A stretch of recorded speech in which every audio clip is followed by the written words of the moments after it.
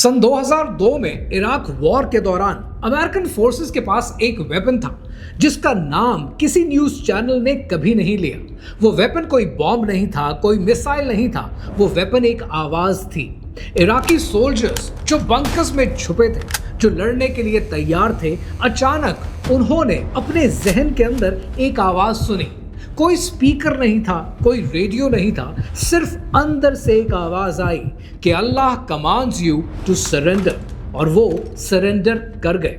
ये कोई classified information नहीं है, ये यूएस गवर्नमेंट का रजिस्टर्ड पेटेंट है। पेटेंट नंबर US 64702141 और आप इसे गूगल कर सकते हैं। तो अगर सन 2002 में वो किसी के जहन में अल्लाह सुब्हानहू व तआला की आवाज नाउज़ुबिल्लाह डाल सकते हैं, तो क्या सन 2026 में वो आसमान में होलोग्राफिक इमेजेस दिखाकर किसी को कायल नहीं कर सकते कि हजरत ईसा अलैहिस्सलाम का नुज़ूल हो चुका है।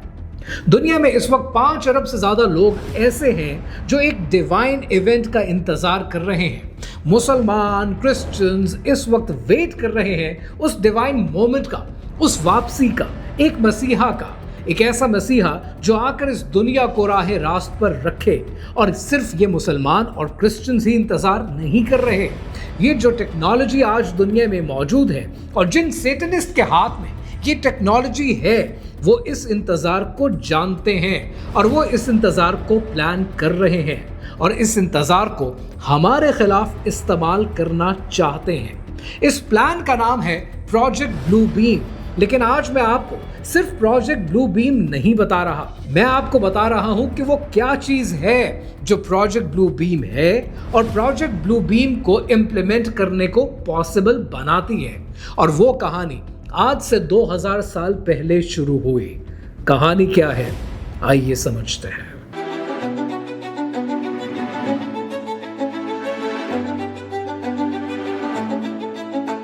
पहले मैं आपको 3 चीजें बताता हूं। ये 3 चीजें डॉक्यूमेंटेड हैं, रजिस्टर्ड हैं, यूएस गवर्नमेंट के पेटेंट हैं, पब्लिक रिकॉर्ड में शामिल हैं, वेरीफाइड हैं। फिर मैं आपको बताता हूं कि ये मैटर क्यों करते हैं। पेटेंट नंबर 1, ये यूएस पेटेंट है जिसका नंबर है 3951134 और ये फाइल हुआ है 1974 में और ये पेटेंट ग्रांट कर दिया गया 1976 में। ये पेटेंट कहता है कि it's an apparatus and method for remotely monitoring and altering brain waves। यानी ये पहला पेटेंट है कि जिसमें कहा गया है कि हम किसी के भी जहन में ब्रेन वेव्स को दूर से मॉनिटर कर सकते हैं और ऑल्टर कर सकते हैं। कब ग्रांट किया गया? 1976 में। फिर आता है यूएस का पेटेंट नंबर 2 जो कि काबिल जिक्र है और ये पेटेंट है जिसका नंबर है 5159703। ये फाइल किया गया 1989 में और ये ग्रांट कर दिया गया 1992 में। ये पेटेंट है साइलेंट सब्लिमिनल प्रेजेंटेशन सिस्टम यानी elf waves direct mind influence, जिसके लिए किसी एक्सटर्नल साउंड सुनने की जरूरत नहीं है। कोई बाहर से नहीं सुन सकता, सिर्फ वो जिसको टारगेट किया गया है सिर्फ वो सुन सकता है और ये 1992 में क्रेडिट किया गया, ग्रांट किया गया। फिर आता है पेटेंट नंबर 3 जिसका नंबर है 6470214B1। 1996 में फाइल हुआ और सन 2002 में इसे ग्रांट कर दिया गया। यह है method and device for implementing the radio frequency hearing effect, यानी वॉइस टू स्कल, दरमियान में कोई कम्युनिकेशन चैनल नहीं है। कंफर्म्ड यूज हुआ है ये इराक की वॉर में और ये साइऑप्स के लिए इस्तेमाल किया गया। यानी 3 पेटेंट 1976 से लेकर सन 2002 तक सब पब्लिक रिकॉर्ड में है। तो फिर नेचुरली एक सवाल बनता है कि ये टेक्नोलॉजी अगर सन 2002 में थी तो 2026 में क्या है जो क्लासिफाइड है, और ये सबसे अहम सवाल है। अब जरा समझते हैं प्रोजेक्ट ब्लू बीम को। जो लोग ऑलरेडी प्रोजेक्ट ब्लू बीम को जानते हैं आपके लिए रिफ्रेशर हो जाएगा और जो नहीं जानते उन्हें पूरी पिक्चर क्लियर हो जाएगी। प्रोजेक्ट ब्लू बीम और इसकी पूरी कहानी को मैंने डिटेल में अपनी इस वीडियो में कवर किया है। یہ سال ہے 1994 کا۔ کینیڈا کا ایک جرنلسٹ سرگی موناست ایک ڈاکیومنٹ پیش کرتا ہے۔ اس نے کہا کہ ناسا اور گلوبل ایلیٹس کا ایک پلان ہے اور یہ پلان وہ 4 سٹیجز میں پورا کرنا چاہتے ہیں۔ پہلی سٹیج کے اندر فیک آرکیولوجیکل ڈسکوریز آپ کو دکھائی جائیں گی تاکہ ریلیجن کو پوری دنیا میں چاہے کوئی بھی مذہب کیوں نہ ہو اسے ڈسکریڈٹ کیا جا سکے۔ اب ذرا 1 منٹ کے لیے پچھلی ریسنٹ نیوز کو جو پچھلے چند سالوں میں آئی ہیں ذرا غور سے دیکھیں۔ آپ کو بتایا جاتا ہے کہ 1.5 لاکھ سال پہلے کا ایک ڈائناسور ملا ہے، 50,000 سال پہلے کی ہڈیاں نظر آئی ہیں، جبکہ دنیا کے ریسرچرز کتابیں لکھتے ہیں کہ یہ دنیا ایک ینگ ورلڈ ہے۔ جوڈائزم کا اگر کیلنڈر اٹھا کر دیکھیں تو وہ کیلنڈر 6,000 سال پرانا ہے اور وہ کیلنڈر اپنا شروع کرتے ہیں حضرت آدم علیہ السلام سے، یعنی اٹس اے ینگ ورلڈ۔ لیکن آپ کو آرکیولوجیکل ڈسکوریز فیک بتائی جاتی ہیں تاکہ آپ ایمان لے آئیں اور آپ مذہب کو ماننا بند کر دیں۔ سرگی موناس کہتا ہے کہ سٹیج 2 کے اندر آسمان میں ہولوگرامز دکھائے جائیں گے ہر مذہب کے مسیحا کے، اور ان سب کو مرج کر کے ایک گلوبل گاڈ بنایا جائے گا۔ اور آپ نے ریسنٹلی دیکھا ہے کہ فار ایسٹ میں ایسے ایکسپیریمنٹس ہوتے ہوئے نظر آئے ہیں اور انٹرنیٹ ان ایکسپیریمنٹ سے بھرا پڑا ہے۔ پھر آتی ہے سٹیج نمبر 3 ایلف ویوز، لوگوں کے ذہن میں نعوذ باللہ اللہ سبحانہ و تعالیٰ کی آواز سنانا، اور اس کے پیٹنٹ آلریڈی موجود ہیں جو ابھی اس ویڈیو میں نے آپ کے ساتھ شیئر کیے۔ پھر آتی ہے چوتھی سٹیج فیک ایلین انویژن، ایک نیا ورلڈ آرڈر، ایک نیا خدا، ایک نیا سسٹم۔ آپ نے دیکھا کہ recently x US president Barack Obama نے بھی ایلین انویژن پر بات کرنی شروع کر دی ہے۔ They're real, but I haven't seen them, and they're not being kept in what is it? Area 51. Area 51. آپ یہ دیکھتے ہیں کہ میڈیا کے اندر بڑے بڑے پوڈ کاسٹرز کو بٹھا کر ایلین انویژن کا ذکر زیادہ ہونا شروع ہو گیا ہے، کیونکہ آپ کو مینٹلی ایلین انویژن کے لیے تیار کیا جا رہا ہے۔ موناست کو گرفتار کیا گیا، اسے ہارٹ اٹیک ہوا اور 1996 میں وہ مر گیا۔ کوئی پوسٹ مارٹم نہیں اور فائلز کو کانفسکیٹ کر دیا گیا۔ تو اب سوال یہ ہے کہ پروجیکٹ بلو بیم آخر پاسبل ہوگا کیسے؟ وہ پیٹنٹس جو آلریڈی موجود ہیں وہ پروف کرتے ہیں کہ ٹیکنالوجی تو ہے، لیکن سوال یہ ہے کہ دنیا میں 5 ارب لوگ ہیں، وہ ایک فیک مسیحا کے پیچھے کیوں چلنے کو تیار ہو جائیں گے؟ وہ اس لیے کیونکہ یہ تیاری آج سے نہیں کرائی جا رہی، ان لوگوں کی تیاری 2000 سال پہلے سے کرائی جا رہی ہے۔ یہ بات ہے آج سے 1700 سال پہلے کی، سن 325 AD کی۔ رومن ایمپرر کانسٹنٹین نے ایک میٹنگ بلائی۔ تاریخ میں اس میٹنگ کو آج آپ کاؤنسل آف نیسیا کے نام سے جانتے ہیں۔ اس میٹنگ کو 318 بشپس نے اٹینڈ کیا۔ میٹنگ بلائی گئی ایمپرر کانسٹنٹین کی جانب سے، اور کانسٹنٹین جس کا ریلیجس بلیف اس زمانے میں سول انوکٹس تھا، یعنی سن گاڈ کی ورشپ، سن گاڈ کی عبادت، اور وہ ایک پیگن ایمپرر تھا۔ اس پیگن ایمپرر نے یہ ڈیسائیڈ کیا کہ کرسچینٹی کا فیوچر کیا ہوگا۔ اس میٹنگ میں ایک چیز ڈیسائیڈ ہوئی جو آج 2 ارب 40 کروڑ لوگوں کی زندگی بدلتی ہے۔ اس میٹنگ میں ڈیسائیڈ ہوا کہ جیزس یعنی حضرت عیسیٰ علیہ السلام کون تھے، اور اس میٹنگ میں فیصلہ یہ ہوا کہ وہ انسان بھی تھے اور خدا بھی، یعنی ایک ساتھ ٹرینٹی۔ جن سکالرز نے ایگری نہیں کیا انہیں جلا وطن کر دیا گیا۔ اس میٹنگ کے لیے کاؤنسل آف نیسیا کے لیے 67 گاسپلز کو سبمٹ کیا گیا، لیکن اپروول صرف 4 گاسپلز کی ہوئی۔ 63 گاسپلز کو نہ صرف ریجیکٹ کر دیا گیا بلکہ 63 گاسپلز کو ہمیشہ کے لیے جلا دیا گیا۔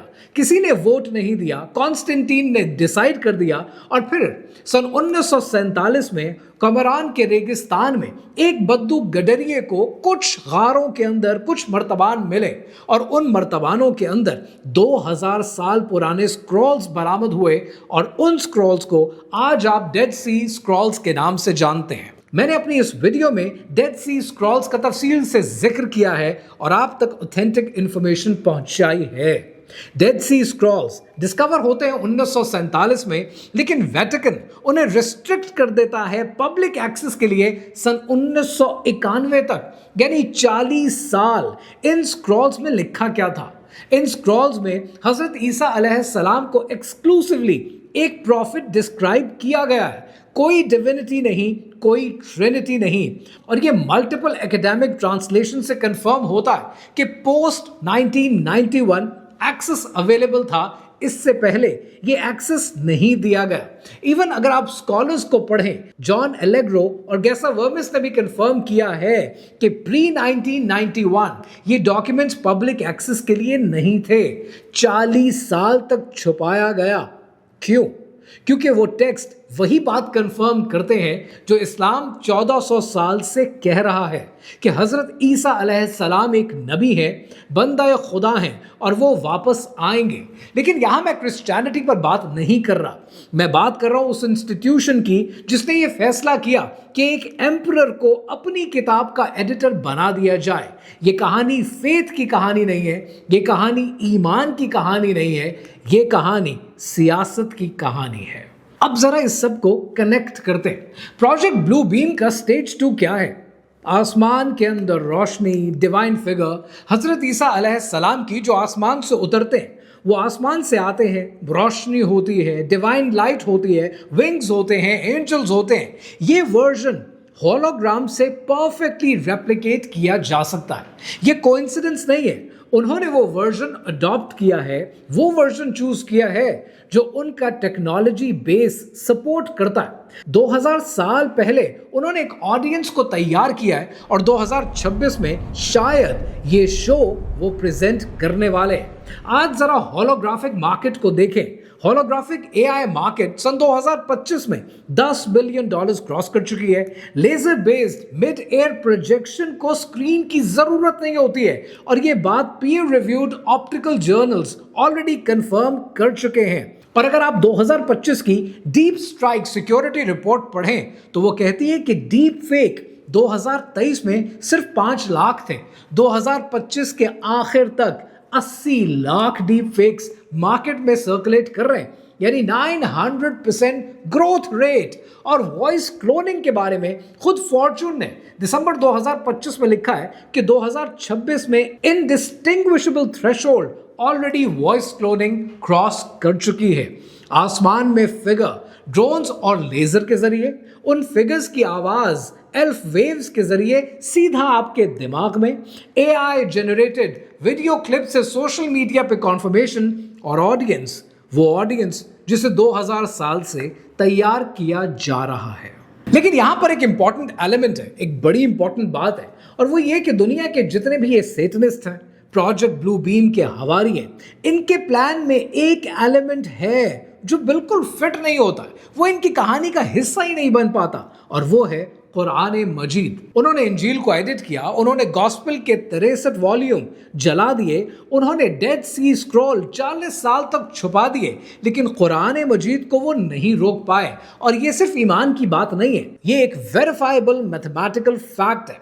डॉक्टर रशद खलीफा, उन्होंने 1974 में एक कंप्यूटर बेस्ड एनालिसिस पेश किया कुरान मजीद का।